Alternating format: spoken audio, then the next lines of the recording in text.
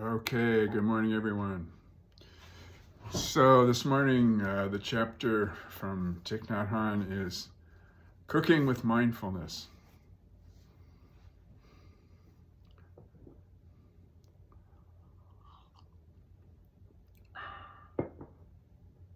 I've shared here before, I was a Tenzo once. I'm not going to tell any stories about that because it's not something I'm proud of, but I was young. But there's some, first of all, I really appreciate Thai's teaching and how he incorporates cooking into his overall practice, in terms of having a deep connection and appreciation for nature, and how we can use our cooking not only as just a way of nurturing our bodies, but nurturing our souls and deepening the recognition of our shared being, as he calls his whole Buddhist Sangha the order of interbeing. And so cooking and eating and everything in our life is an opportunity to offer our whole life to the Buddha nature, our real, true nature, Buddha nature. So there's a couple of stories about Buddhist cooks that I was going to read today. The first one is from Dogen. And when Dogen was a young monk, he went to China, to study with his teacher Ru Jing. And he spotted an old priest drying mushrooms in the sun. The old priest was a cook assigned to make meals for the monks in training, and he went about his work with sweat dripping down his forehead in the blazing hot sun. He looked incredibly strained as he carried out his work, but in spite of his sweat and strain, he lined up the mushrooms in a clean row. The old priest's back was curved like a bow, and his eyebrows were as white as a crane's feathers. Seeing the appearance of the old priest, Dogen caught himself asking the priest his age. 68, the old cook replied. Dogen immediately inquired, at that age, why not relax and ask one of the young monks in training or servants for help? Without resting his hands from his work, the old priest replied, others are not me. In parentheses it says, if someone else were to do it, I would not be the one to have done it. Not sure what that means, but even on hearing this, the young Dogen still did not understand. He asked again, this is correct, but why must you do it now when the sun is so hot?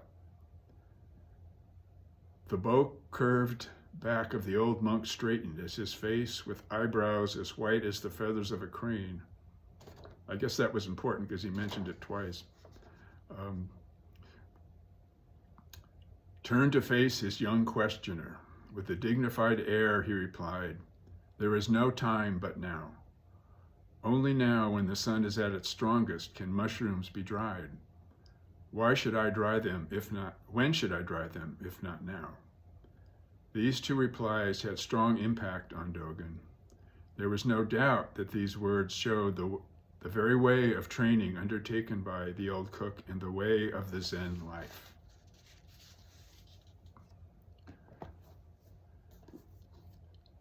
So that's kind of an interesting combination of what Thai says in this short chapter with the spirit of the old monk. The old monk is showing courage, determination, and not being distracted by selfish concerns, which Thai, is sort of expressing in this chapter, in a different way, maybe a softer way.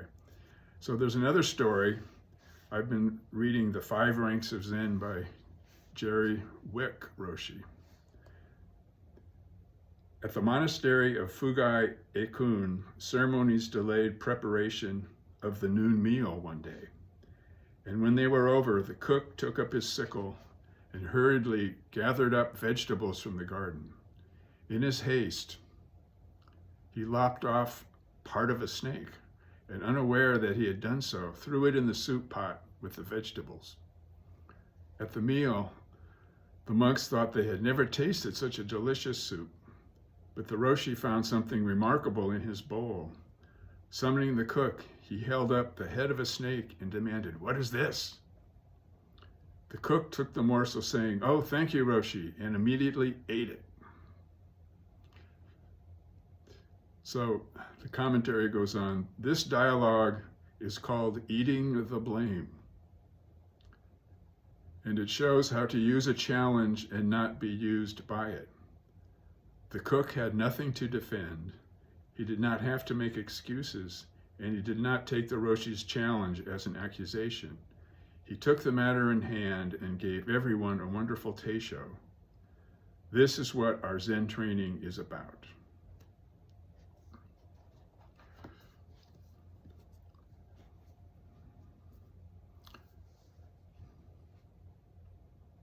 So I feel like I could stop right here, but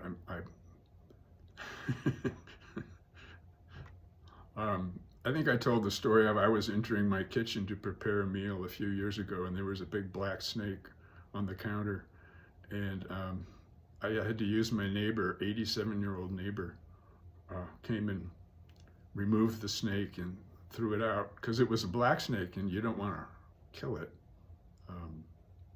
You want to, they eat the rodents that are a distraction, so they're good to have around. So I feel, I don't think I would have the spiritual strength to eat the head of the snake, but we all do the best we can.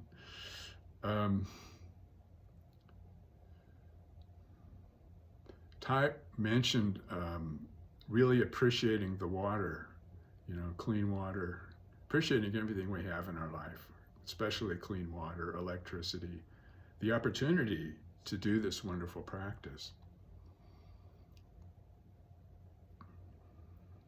And we are 70% water, as they say, chemically.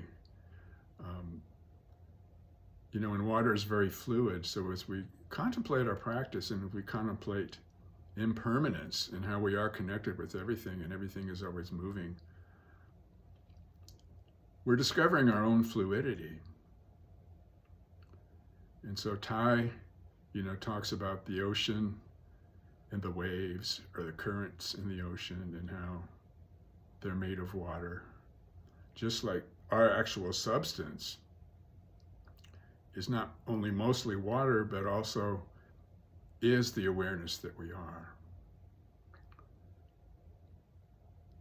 And so one of the ways we get so entangled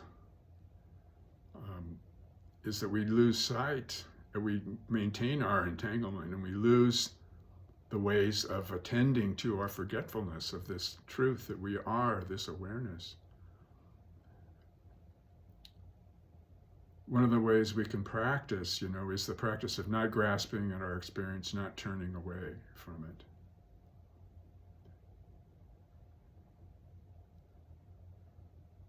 And so there is a method of using the metaphor of the ocean and the current that I've been reminding myself of.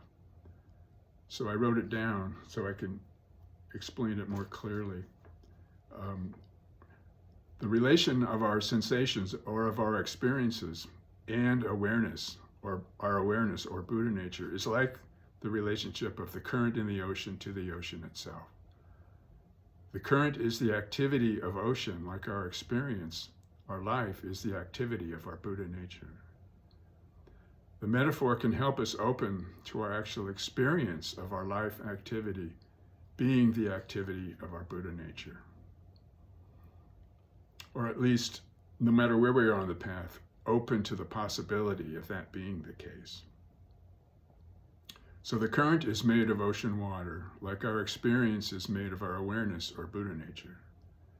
It is our ever-present experience that our experiences arise in our awareness, like the current manifests in the ocean. Both our experiences and ocean currents are moving in their source, always changing shape. Their manifestations are the timeless flow of impermanence. The current doesn't become ocean water. It's always been ocean water. Our experience doesn't become our awareness or Buddha nature.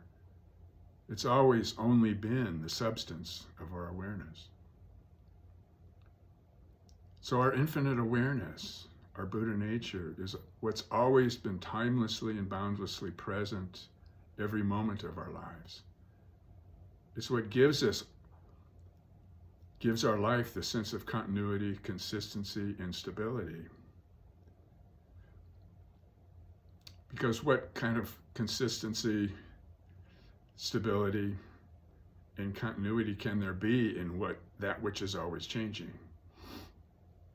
The peace of our true nature is always present now, but the content of our experience is always flashing by, and it's never the same. Even the very substance of our sensory organs, by which we know our experience, are always changing. So that's another way of affirming the truth that you can never step in the same river twice.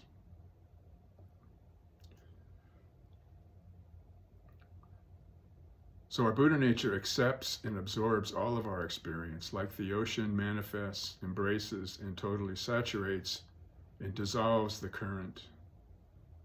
Our Buddha nature manifests, embraces, and totally saturates and dissolves all of our experience, ultimately dissolves all of our personal life. And just like the power of the ocean current is the activity of the power of the ocean itself, the power, the life force of our Buddha nature is the real power of our activity, of our experience of life.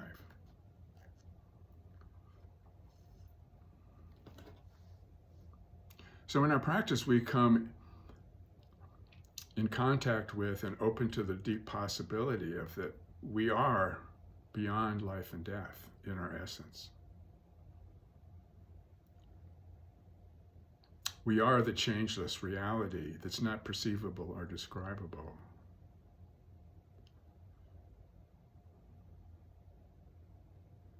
And when we begin to realize slowly, for most of us, that this is our real identity, the possibility of fearlessness, courage, and opening to deeper and deeper currents of feeling in love and compassion.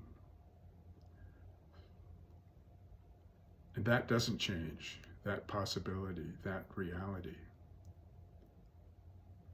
that ever-present reality. It's what we are that doesn't change, and what we are that never changes is what we are beyond all doubt. So let's all continue with the practice, open to deeper and deeper levels of experience of joy, love, and suffering, and offer it all to our Buddha nature together. Thank you.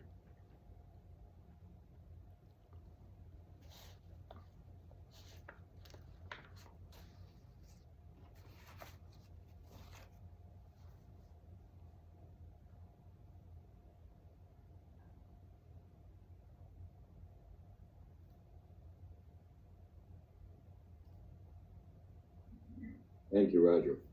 It was a beautiful talk. Beautiful talk. I was feeling it the whole way and experiencing it throughout the talk. And that you wove Thich Nhat Hanh's chapter quite well with the two stories of the cooks. With that, the second story in terms of the, I feel like I've been eating a lot of snake heads lately. And each one of them has been an opportunity to go back, to take the step backwards, without a doubt. And so I think your talk, I think, paves the way, or shows the way, or there are the breadcrumbs in terms of being able to stay on the path and keep at it. It's all there is. It's all there is in terms of our true nature, and realizing it, that it is it, and that it is suchness, that it is all, and that it is one, is profound for me. I mean, it is really. I woke up about 3 o'clock this morning and had one of those, 45 minutes in bed, thinking about. A friend of mine died. A high school friend died yesterday morning, and it was going over and over. And I have a 55th reunion coming up this summer up in Pennsylvania, and I had anticipated having a conversation with him, because there was something he had said at another reunion, which had stuck inside me and kind of shocked me, and I wanted to be able to have a tete-a-tete with him, because it was his observation about me and the way I felt about him, and it was so inaccurate. But I began to think about it in terms of what it really meant, in terms of his perception of how I saw him, and I wanted to be able to correct it in some way. And because it revealed more about me, because he scared me. I mean, we did a lot of partying together. I mean, tons and tons of experiences together. And there was a part of him that was hell bent. He was the kid that always went the next step. He always, the bravado of young adolescent males, and the always wanting to do something a little more dangerous, a little more pushing the limits on things. And he was the kid who always went the next step, driving down the road and throwing the car into a 360, with six, drunk young men, in a car type thing, or driving excessively fast, or, he would take chances when, meeting women and things like that. I mean, he was always pushing it. And I think in some ways I wanted to be able to jump off the pole with him, that 100-foot pole. But at the same time, I held back, and I wanted to be able to share that, and I'm wondering why I'm saying this right now and trying to pull it together. But I think it's that I spent this 45 minutes this morning in bed thinking about my true nature and what, it wasn't my true nature that, the way I was responding. I think I had built up these stories in terms of how one was supposed to behave or live, or take chances or not take chances. Not that I wanted to, I've always been cautious. I've done some crazy things, but I've always been cautious, careful, in terms of extreme type sport activities with that. And so it was a reflection on what is coming back to true nature, and kind of realizing in terms of that. I think if you don't live out of your true nature, I think you end up living a lie, in many ways with that, because I think you start to believe your own stories. But anyway, your talk solidified a lot of things for me. Thank you. Thanks, Tom. Thank you, Roger. Great talk. I don't know what happened to Tom's friend, the turning the car around in 360s and drunken driving, but I'm sure that he didn't become a professor of psychology. he was on another path, whatever that is. He had other fish to fry, didn't he? Yeah. Anyway, just wonderful talk. The eating the blame is one of my favorite 10 stories, and that story affected my life, because we always want to not take responsibility, It's Joe Biden's fault. But that story made me more eat the blame more quickly, and I really I don't mind doing it. I don't mind saying it. It's me. It's my fault. I will do it. And boy, does that just that takes away everything, doesn't it? Just sort of to know this, and also to eating the blame is also grasping the fact that you're imperfect.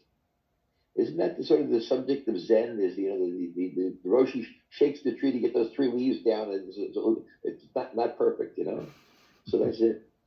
And cooking is constantly dealing with imperfection. The onion has a rotten spot in it, or the water's not boiling fast enough, or these things are. It's a constant meditation dealing with reality. You're in the current of the ocean. I've probably told you many times. I also tell the same stories over and over again. That's why we're friends. We tolerate that. But I cook in my hippie commune or co-housing. Once a month, I cook for 30 to 50 people. And I love doing it because it's so stressful. And you want to get, we did tacos the other night. We vegetarian, vegan tacos, vegetarian tacos, regular tacos, and you have all the stuff out. You want all the tacos cooked at the right time, the meat come out at the right time, the tofu, and it's chaos, and then it all comes out. And just that wonderful bit of feeding other people, it's a very, very good thing. And I just want to say is I'm in the D.C. area, and our town has a lot of government workers in it, and a lot of people I know are remote government workers. A lot of people in my development and my neighbors. So at the cafe yesterday morning, is half the people there were going through this great trauma. Zen has prepared me for this, boy. I want to thank the Buddha, because I feel that I'm not without Zen. Where would I be in this time? I'd be 24 hours tearing my hair out and drinking and crying. And Buddha has let me say, that there's a current in the ocean, or we're the water, and we can't go against the current, right? We're riding the current right now. So that's a very, very good thing. And maybe like the old monk in the first part of the story, that was a new part of this. Those story I had heard many years ago. I hadn't heard a long time. The monk with the mushrooms, Doga's instruction to the cook is so wonderful. To cut an onion, it's a great thing. And also, the one last thing I want to tell you, yesterday morning I went to a Catholic Mass, the only true faith, by the way. And you like that? Tom liked that one, very good. But anyway, I was going to say is that I sent you the thing. In God there is no east and west. In Him no north and south, and that rocked me. And then the sermon was the gospel was the Sermon on the Mount.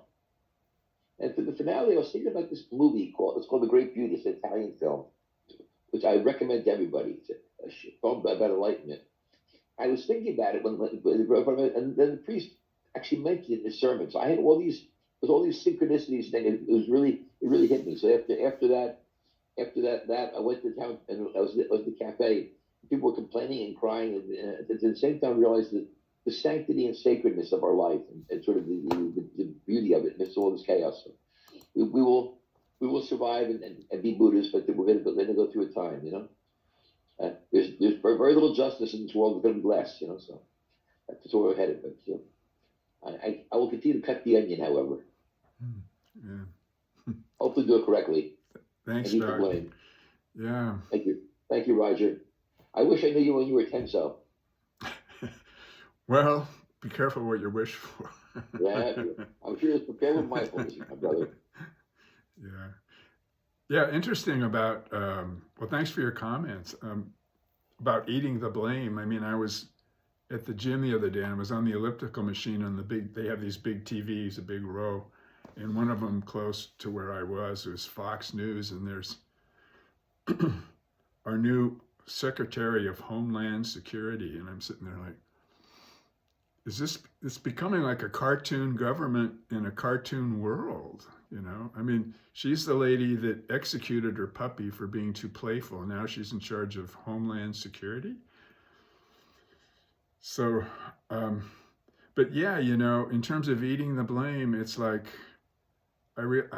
watching this, it's like our responsibility is the ability our ability to respond from the heart of the meditation and realize that it's, we're eating these heads of snakes because it's our karma, and it's all of our karma together, and so how can we respond? Our responsibility is to respond from the heart of that meditation that includes all of it, that includes all beings, and admitting that, we're part of it, and that we need to confess it, and that helps to melt the root of our resistance if we see that where we're holding on, where that fear is. So.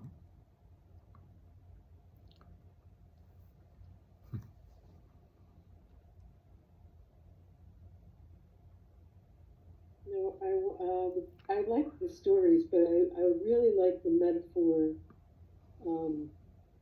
although I'd love to see it in writing, about using, the ocean and the currents and our Buddha nature, or our true nature. And that's the thing that I've really been like mulling around with, like what is, I know it's probably never going to be answered, but when I think of what is my true nature, this may be just a made up story, but what seems real to me is that looking back on my life and like seeing this person at different times, the thing that feels the same is that I was always an observer. I mean, of course, I was an actor in my life, but there's a part of me that has made all kinds of changes. But what's really stayed the same is this feeling that I'm an observer. I'm an observer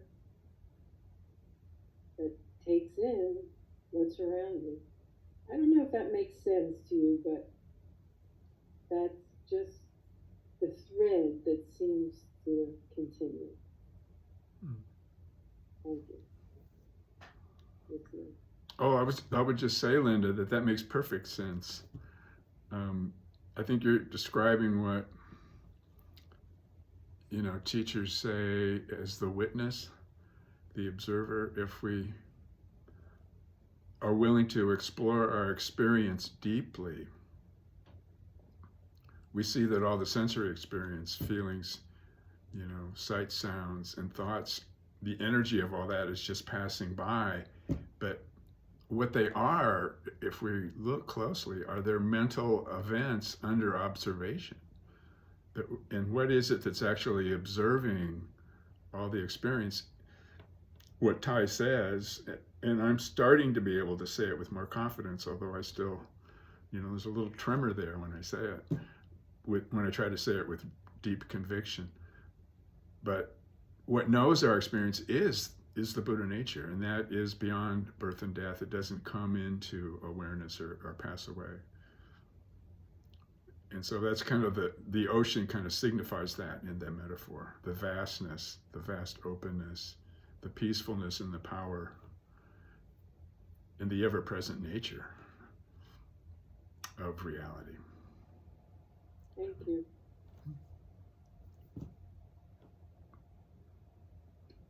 Well,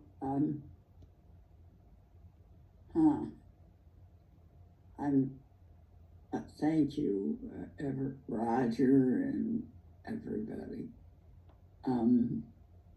I'll say this for Linda. The teacher that he was a Tibetan Buddhist, Sogyo Rinpoche, that I used to go to his retreats.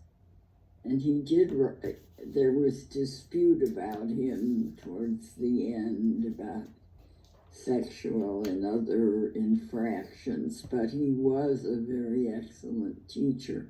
He said, we're the light in the camera. We're the light, and we project, and I think that's true. So the observer is really you are the observed and the observer, and they're non-dual. And that's the hardest thing. It's like the eye looking at itself. That's, but I was very lucky. I went to St. Pete Beach to visit Toby, and she has apartments right on, she rents for the season for a couple months right on the ocean. So every day I'd get up and sit on her little balcony and look at the ocean. And it wasn't the ocean, it was the Gulf of Mexico, not America. And I didn't go in, but just sitting there and watching it gently roll the current, Roger, was, you find a certain peace. You just, and as a kid, I grew up by Lake Michigan in Chicago. And every day almost, as much as I could when I wasn't in school in winter, and I think I've said this before, I just go out and sit and by the lake, and I would think there's nothing happening in back of the shoreline. All of that has no meaning. The only thing that has meaning is the ocean. And I just always felt, and I'm a Pisces, so I'm a water sign, and I identify with it, and I feel then maybe that's like what my true nature is. And I don't take tranquilizers, but I almost did last night. I woke up at 2:30 and couldn't get back to sleep. Fell asleep and had a really upsetting kind of nightmare, and then woke up to come to this. And I don't know what to say about true nature, but I think it is like the ocean, and the current keeps changing. And I don't know how, I don't want to be alone in this period, because it's a very dark period we're in. But being with the group here sustains me. Thank you. Thanks, Donna. Yeah. Thank you all. Thank you, Roger. I'm really appreciating these two books that we're doing. And I do most of the cooking in my home. And sometimes I'm resistant, like, oh my gosh, I'm, doing all of the cooking, like sometimes would like more help or so. And, just reading this chapter and listening to you and being more appreciative of what an important job that is, feeding the people I love and feeding myself. And when I think about it, like even in the idea of true nature, like where the water, where the rain, where the earth, all of that is in what we eat. And sometimes I don't remember that, but doing these books, I'm more mindful of the entire cosmos being in what we eat, and being more mindful in preparing. And the thing that stuck out for me in this chapter was like even the energies that we're putting in the food when we cook. Like he talks about not having argument or fixation in the kitchen, because that energy is going into our bodies, into the food and into our bodies. And so just being The whole idea of the true nature, sometimes it just sort of like fries my mind, and so I sometimes don't even think about it. But these chapters, like eating mindfully and cooking mindfully, allows me to come back to just being here, doing the next thing, and doing the next right thing. So, and that like the story, when am I gonna do it? Like, there's not a time, but no, who's going to do it? Like me, that's my responsibility. I am feeding my family, taking care of my body and the others around me. Yeah, I'm responsible. So taking it more meaningfully and mindfully is what is coming home for me. So thank you all. Yeah, thanks, Claudette. That's another thing that I get reminded of more and more now is that um, our life force, that which lights us up,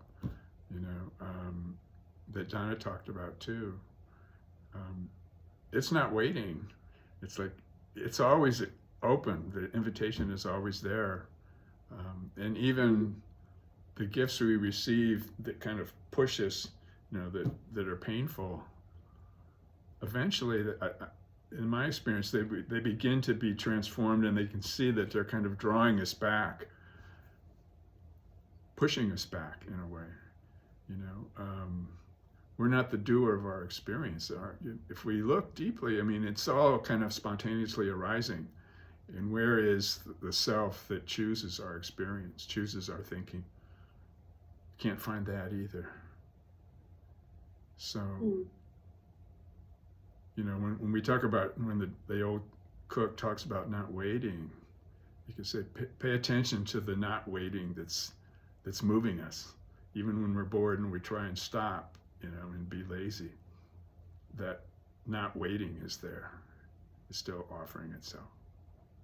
Yeah.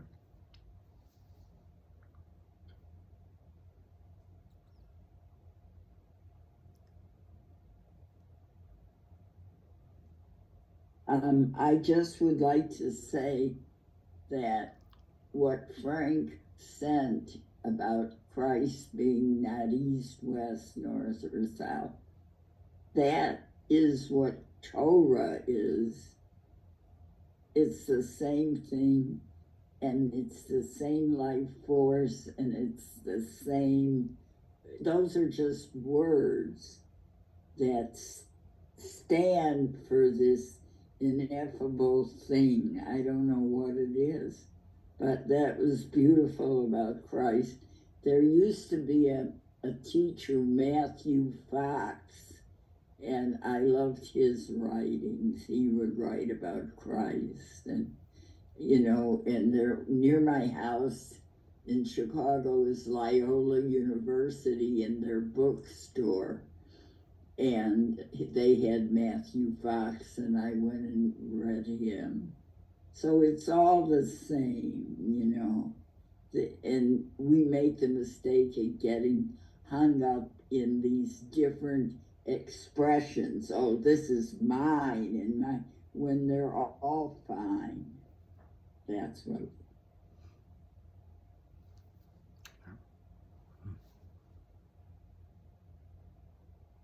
Roger, you have a metaphor? Yeah. Actually, this one is from, since we're being eclectic this morning, this one's from a Sufi poet. I thought it was Rumi, but it's not. It's something that Rumi was known for, the relationship between the moth and the flame, and the deep desire for truth. But the name of the poet is Farid Attar. I think he lived in Rumi's time. Anyway, it's a beautiful poem. So, moths gathered in a fluttering throng one night to learn the truth about the candlelight, and they decided one of them should go to gather news of the elusive glow. One flew till in the distance he discerned a palace window where a candle burned, and went no nearer, Back again he flew to tell the others what he thought he knew. The mentor of the moths dismissed his claim, remarking he knows nothing of the flame. A moth more eager than the one before set out and passed beyond the palace door. He hovered in the aura of the fire, a trembling blur of timorous desire, then headed back to say how far he'd been and how much he had undergone and seen. The mentor said, "You do not bear the signs of one who has fathomed how the candle shines." Another moth flew out. His dizzy flight turned to an ardent wooing of the light. He dipped and soared, and in his frenzied trance, both self and fire were mingled by his dance. The flame engulfed his wingtips, his body hid, his being glowed a fierce translucent red. And when the mentor saw that sudden blaze, the moth's form lost within the glowing rays, he said, he knows the truth we seek, that hidden truth of which we cannot speak. To go beyond all knowledge is to find that comprehension which eludes the mind. And you can never gain the longed-for goal until you first outsoar both flesh and soul. But should one part remain, a single hair will drag you back and plunge you in despair. No creature's self can be admitted here, where all self-identity must disappear.